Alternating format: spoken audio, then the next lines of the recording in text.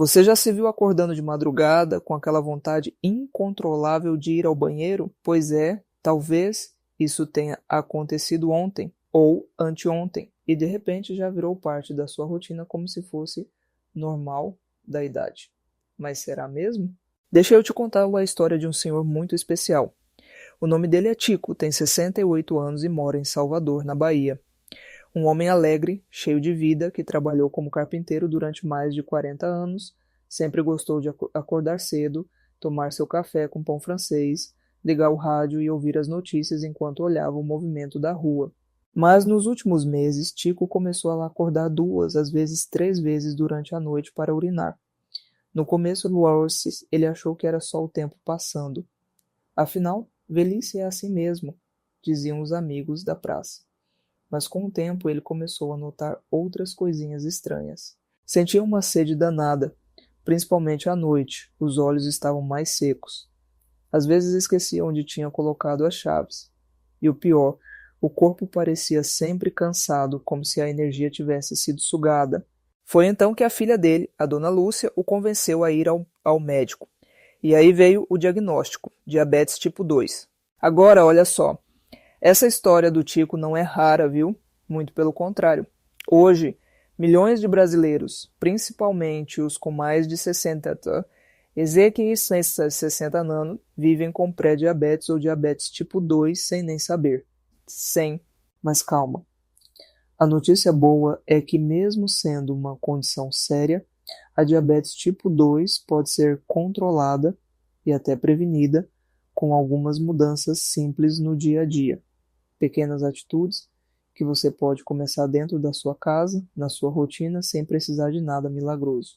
Acontece que muitos desses sintomas que achamos normais da idade, como acordar à noite, sentir sede o tempo todo, cansaço, visão embaçada, podem ser alertas do corpo pedindo socorro. E a verdade é que na maioria das vezes não é o tempo que está nos deixando assim, são os hábitos. Então, nos próximos minutos, eu vou te contar quais são 5 hábitos muito comuns entre os idosos aqui no Brasil que, embora pareçam inofensivos, podem estar aos poucos sabotando sua saúde e abrindo caminho para o diabetes tipo 2. E vou fazer isso com carinho, com histórias reais, como a do Tico, e com explicações simples, para que você entenda tudo, sem medo, sem susto.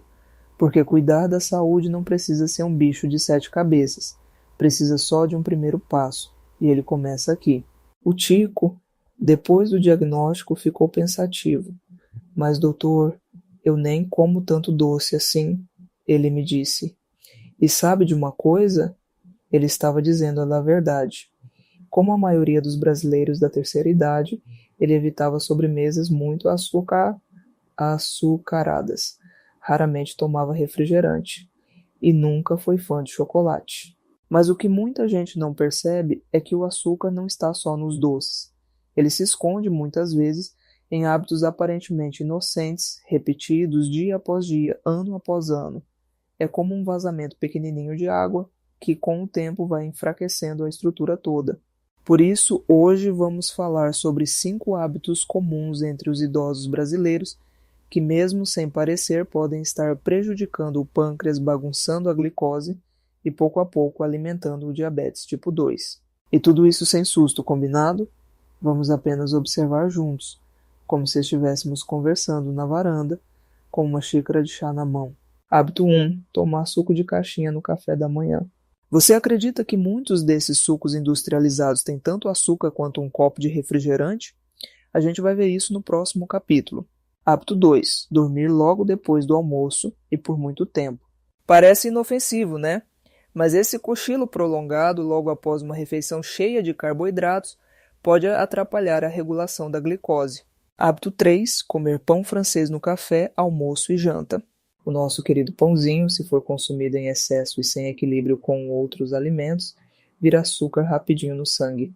Hábito 4. Passar horas sentado assistindo TV sem pausas. O corpo foi feito para se mexer. O sedentarismo, além de reduzir a sensibilidade à insulina, também atrapalha o sono, o humor e até a memória. Hábito 5. Não beber água suficiente durante o dia.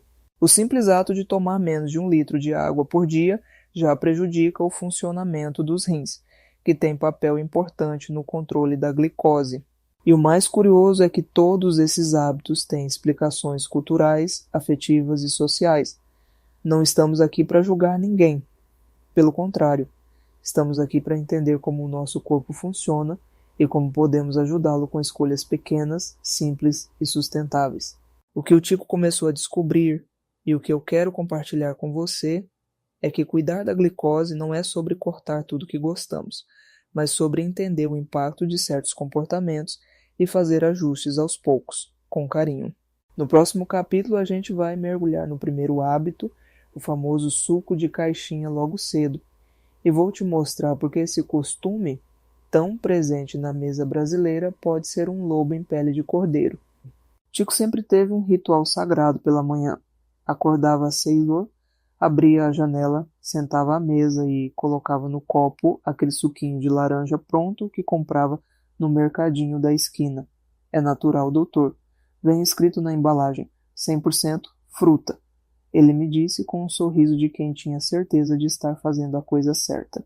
E aí, amigo ou amiga que está me ouvindo, vem a parte difícil de dizer, mas importante de entender. Esse tipo de suco, mesmo dizendo natural ou sem adição de açúcar, pode ser um perigo escondido. Sabe por quê? Porque quando a fruta é espremida e colocada na caixinha, ela perde as fibras naturais. O que sobra é o caldo doce da fruta, que vai direto para a corrente sanguínea. Sem a fibra para segurar, a frutose vira um pico de açúcar no sangue. E o pâncreas, coitado, precisa correr atrás para liberar a insulina. No caso do Tico, esse suquinho era uma bomba disfarçada. E olha que ele tomava todo santo dia acreditando que estava limpando o corpo. Agora vou te dar um dado para te ajudar a visualizar. Um copo de 250 ml de suco de laranja industrializado pode ter o equivalente a 7 colheres de chá de açúcar. Isso mesmo, 7. E mesmo o suco feito em casa, se for tomado todo dia e em grande quantidade sem o bagaço, também pode causar picos glicêmicos. Mas calma, não precisa jogar tudo fora ou cortar o suco da vida. O que eu recomendo, e que funcionou para o Tico, é o seguinte. Se quiser suco, prefira sempre a fruta inteira. Comer a laranja com o bagaço e tudo é bem melhor do que só o suco. Evite suco logo ao acordar em jejum. Isso piora ainda mais o pico de glicose. Troque por água aromatizada com limão ou hortelã. Refresca, hidrata e não carrega aquele tanto de açúcar escondido. Prefira frutas com baixo índice glicêmico, como maçã com casca, abacate ou mamão em pequenas porções, e sempre junto com algo que tenha proteína, como um pedaço de queijo branco. O Tico trocou o suquinho por meio mamão com linhaça e um café preto sem açúcar. No começo ele achou meio sem graça, mas em 2 semanas já acordava com menos sede, dormia melhor e, adivinha, parou de levantar 3 vezes por noite para ir ao banheiro. E foi aí que ele entendeu. O cuidado com a saúde começa quando a gente para de se enganar com o que parece saudável e começa a fazer escolhas de verdade, com consciência. Na próxima parte, vamos falar de outro hábito que parece inocente, aquele cochilinho depois do almoço, porque o corpo também precisa digerir o que você come e às vezes a gente atrapalha sem saber. Tico sempre teve um costume gostoso. Depois do almoço, esticava a rede no quintal, colocava o rádio numa música boa e tirava um cochilo. Às vezes era meia hora, mas nos últimos tempos, esse soninho virava uma soneca de quase 2 horas. Acordava meio grogue, com a boca seca e um gosto amargo. No começo, ele achava até que fazia bem. Afinal, dormir depois de comer faz a comida assentar, dizia o ditado da avó dele. Mas, com o tempo, o corpo começou a reclamar. E aqui vai um ponto importante, que muita gente não sabe. Quando a gente come uma refeição rica em carboidratos, como arroz, macarrão, farofa, pão, batata, e logo depois deita para dormir por muito tempo, o corpo entra no modo de lentidão. A digestão fica mais pesada. A glicose sobe mais devagar, mas continua alta por mais tempo, e isso pode prejudicar o metabolismo como um todo. O que acontece é que a insulina, que é o chaveiro que abre as portas das células para o açúcar entrar, precisa da ajuda do movimento e da circulação para funcionar direito. Quando a gente deita por muito tempo logo após comer, o corpo perde essa oportunidade de equilibrar os níveis de açúcar de forma natural. Tico me contou que depois do almoço sentia muito sono. E eu perguntei: Tico, o que você almoça geralmente? Ele riu: arroz, feijão, macarrão, farofa, às vezes uma carne. E se tiver sobremesa, uma bananinha com açúcar. Um verdadeiro banquete de carboidratos. E isso sem problema, se estiver equilibrado com fibras, proteína e algum movimento leve depois. Então aqui vão algumas dicas simples que fizeram diferença na rotina do Tico e podem fazer na sua também. Depois do almoço, faça uma caminhada leve de 10 a 15 minutos. Pode ser dentro de casa mesmo, só para ajudar o corpo a acordar. Evite dormir imediatamente após comer. Se quiser deitar, espere pelo menos 30 a 45 minutos ou sente-se numa poltrona confortável, ouvindo música ou lendo algo leve. Adicione mais legumes e verduras no prato. Eles diminuem o índice glicêmico da refeição e ajudam o corpo a digerir melhor. Reduza os carboidratos simples e troque por opções integrais, como arroz integral, batata doce ou até um pedaço pequeno de abóbora. Beba água ao longo do dia, mas evite grandes copos logo depois da refeição. Isso ajuda na digestão. Tico começou a andar um pouquinho com a esposa depois do almoço. No começo era só até a esquina. Depois o passeio virou um momento dos dois. Conversavam sobre a vida, sobre os filhos e sobre como se sentiam melhor ao ar livre. E o mais bonito foi quando ele me disse: Doutor, hoje em dia eu durmo melhor à noite e já nem preciso tanto do cochilo da tarde. Pequenas mudanças, meu amigo. Elas fazem mais por você do que qualquer remédio sozinho. Na próxima parte vamos ver como o Tico começou a transformar esses pequenos gestos em algo maior. Uma nova forma de viver, com mais energia, mais clareza e muito mais esperança. Lembra do Tico? Aquele senhor simpático de Salvador que acordava 3 vezes por noite para ir ao banheiro, tomava suco de caixinha acreditando que fazia bem e tirava longas sonecas depois do almoço? Pois é, ele já não é mais o mesmo. Mas não porque ficou doente. Pelo contrário, porque decidiu mudar devagarinho, do jeitinho dele, sem culpa, sem medo, com afeto. Tico começou com pequenas atitudes. Trocou o suco de caixinha por frutas frescas. Aprendeu a caminhar um pouco depois do almoço com a esposa. Colocou mais legumes no prato.